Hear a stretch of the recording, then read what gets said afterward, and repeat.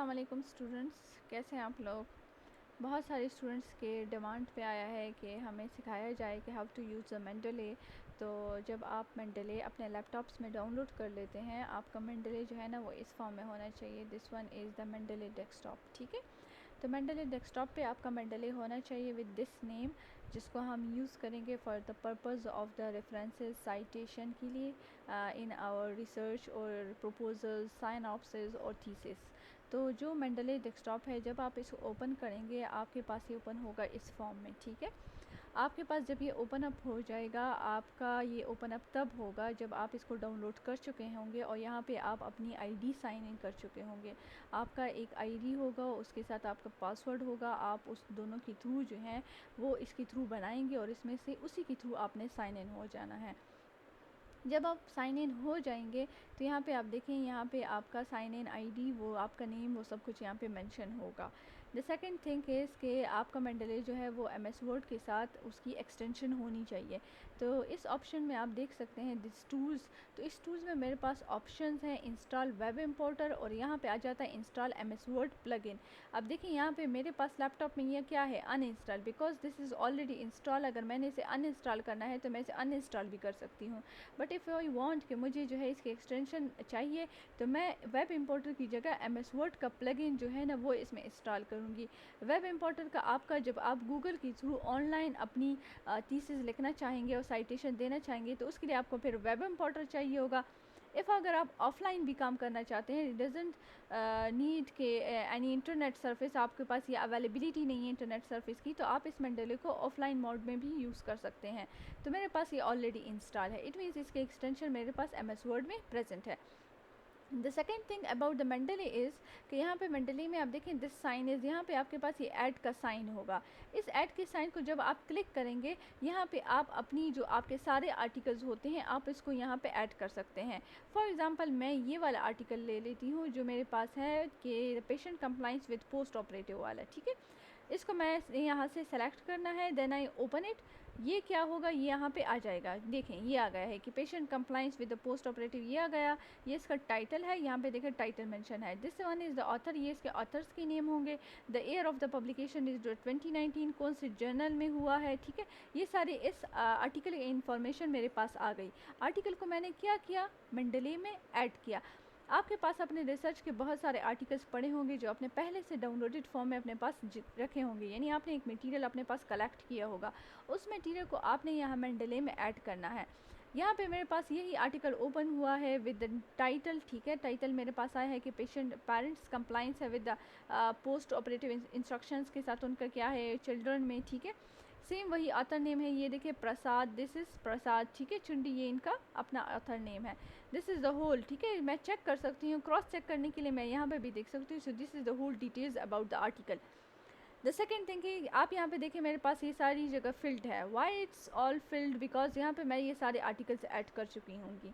आपने अपने सारे आर्टिकल्स यहाँ से ऐड एंड क्लिक करके आपका जो फोल्डर होगा जो आपने आर्टिकल का बनाया होगा, इस तरह उसमें सारे आर्टिकल्स होंगे, सबको सेलेक्ट भी कर सकते हैं एक साथ और डायरेक्ट उनको यहाँ पे आप ऐड कर सकते हैं। आपके सारे आर्टिकल्स ऐड हो गए हैं, ठीक है। अब ये आपका सारा मटेरियल मेंडले में ऐड हो चुका है। Now come towards the MS word.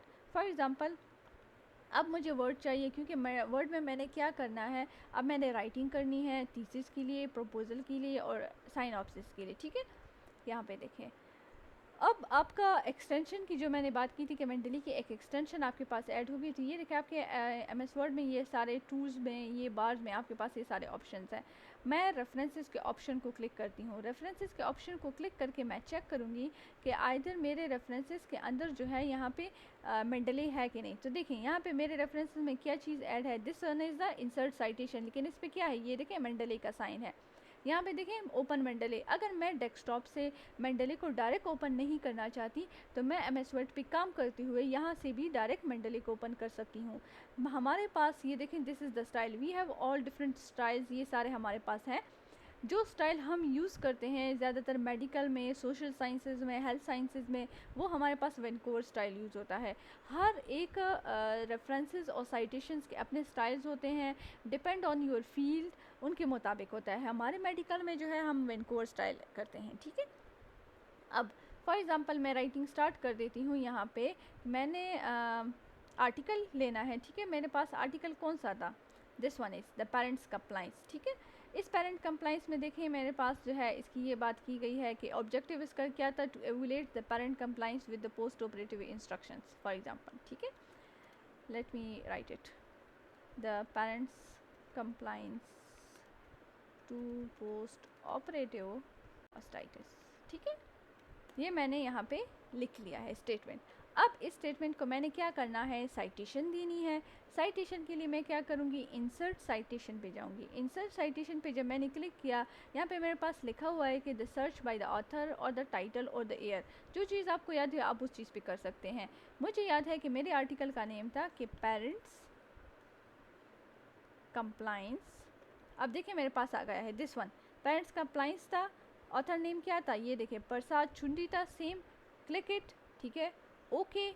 आपकी साइटेशन यहाँ पे आ जाएगी, दिस वन। साइटेशन मेरे पास किस स्टाइल में आई है, वैंकूवर स्टाइल में। वैंकूवर स्टाइल में हमारे पास इस तरह साइटेशन है, वन, दिस वन शोज़ कि मैंने वो आर्टिकल साइट किया है। अब मुझे पता कैसे चलेगा कि ये वन जो है ये मेरे पास कौन से आर्टिकल से आया है। तो जब मैंने यहाँ पे अपनी ये राइटिंग की है, मैं इसकी साइटेशन के लिए रेफरेंसेस को भी ऐड करूँगी।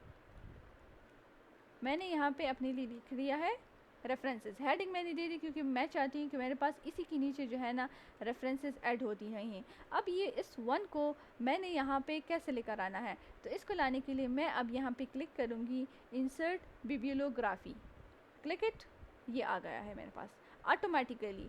मेंडले आपके लिए इतना यूज़फुल है कि वो आपकी साइटेशंस, आपकी रेफरेंसेस जो है वो सारी डायरेक्ट लेकर आ जाता है। और ये देखें सारा ऑटोमेटिकली, मैंने कोई भी मैनुअल काम नहीं किया, मैंने थ्रू मेंडले ही किया। मेंडले ऑलरेडी मेरे वर्ड के साथ जो है उसकी एक्सटेंशन हो चुकी थी, इसलिए सारा काम मेरा यहाँ से हो गया है, ठीक है। सो आप देख सकते हैं यहाँ पे फॉर एग्जांपल अगेन मैं दूसरा करती हूँ कि मेरे पास दूसरी साइटेशन आए, तो फर्स्ट ऑफ ऑल मैंने मेंडले में देखना है कि मैंने अपना कौन सा आर्टिकल ऐड करना है। फॉर एग्जांपल इसमें मेरे पास ऐड है already this one, post operative online follow up मैंने देखना है। पोस्ट ऑपरेटिव ऑनलाइन फॉलोअप का मेरे पास क्या है कि मैं इसका चेक कर देती हूँ, this is already added into the Mendeley, ठीक है। अब यहाँ पे देखें the post operative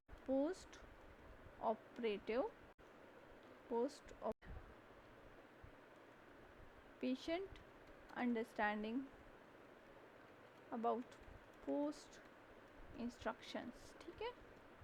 this again मैंने यहाँ पे क्या करना है, साइटेशन ऐड करनी है। पेशेंट अंडरस्टैंडिंग का टॉपिक था, ठीक है, दिस वन, ये देखें पेशेंट अंडरस्टैंडिंग, ठीक है, क्लिक इट, मैंने यहाँ से ढूंढ लिया है, okay. The third one is added, again यहाँ पे थर्ड ऑटोमेटिकली आ गया, अलेक्जेंडर वही उसका ऑथर नेम, उसका आर्टिकल का नेम आ गया है, उसका ईयर, सब कुछ यहाँ पे उसकी इन्फॉर्मेशन आ गई है। अब मैं आपको दूसरी ट्रिक दिखाती हूँ, दिस इज़ ऑलरेडी एडिड। जब आप थीसिस करेंगे आपने ये this 1 2 3 shows this is the citation, ठीक है। अगर आपको कही कि आपने साइटेशंस नहीं दी तो दिस मीन्स कि आपने साइटेशंस ये नहीं दी, 1 2 3 ये एडिट नहीं किया। दिस इज़ द रेफरेंसेस, ठीक है, ये आपके पास सारे in the form of references आ गया है। अब ये जो 1 2 3 आपके आ गया है, फॉर एग्जांपल आपके सुपरवाइजर्स आपके थीसिस को या प्रपोजल्स को चेक करते हैं, वो आपसे कहते हैं कि नहीं ये स्टेटमेंट जो है ना यहाँ पे नहीं आनी चाहिए, it must be first one, ठीक है। अब मैं इसको फर्स्ट वन करती हूँ तो मेरा तो थर्ड वन जो आर्टिकल, ये जो थर्ड साइटेशन है, तो मैं जब इसको ऊपर करूँगी तो फिर मुझे अगेन इसको जो है करना पड़ेगा, मैं थ्रू मेंटली दोबारा इसको मैं खुद वन करूँगी, तो नो, आप इसको खुद नहीं करेंगे। आपका मेंटली ऑलरेडी आपके लिए इतना हेल्पफुल है कि वो आपके वर्क को इस तरह ईजी कर देगा। फॉर एग्जाम्पल पेस्ट इट, ठीक है, ये आ गया है, तो देखिए यहाँ पे 3 है, फिर 1 है, फिर 2 है, ये बात तो सही है कि ये 3 का ही है।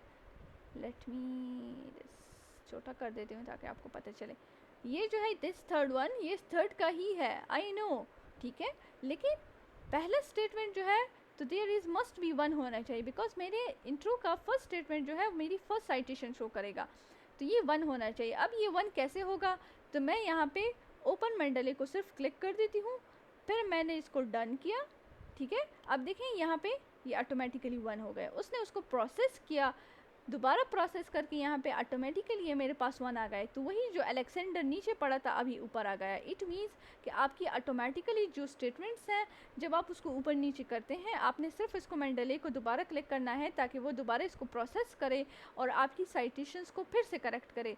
सो फर्स्ट स्टेटमेंट है तो फर्स्ट रेफरेंस होगा, सेकंड स्टेटमेंट सेकंड उसका होगा, थर्ड होगा तो थर्ड वन होगा, ठीक है। तो वही बात, ये स्टेटमेंट देखें, ये स्टेटमेंट और ये स्टेटमेंट सेम है, लेकिन यहाँ पे ये पहले आई थी इसलिए इसका 1 है, और यहाँ पे आप देखें बाद में भी आपने यानी इसी आर्टिकल से आपने दूसरा पॉइंट भी लिखा है तो भी उसका 1 ही आएगा, क्योंकि आपने फर्स्ट आर्टिकल को दोबारा यहाँ पे यूज़ किया था, ठीक है। So this is about the Mendeley, कैसे आपने साइटेशंस करनी है, कैसे आपने रेफरेंसेस करनी है, और कैसे आपने जो है अपनी थीसिस को राइट करना है, कैसे आपके लिए मेंडले बहुत ज़्यादा हेल्पफुल है। और यहाँ तक अगर आपकी कोई भी क्यूरी है तो आप मुझसे कमेंट सेक्शन में पूछ सकते हैं। Thank you.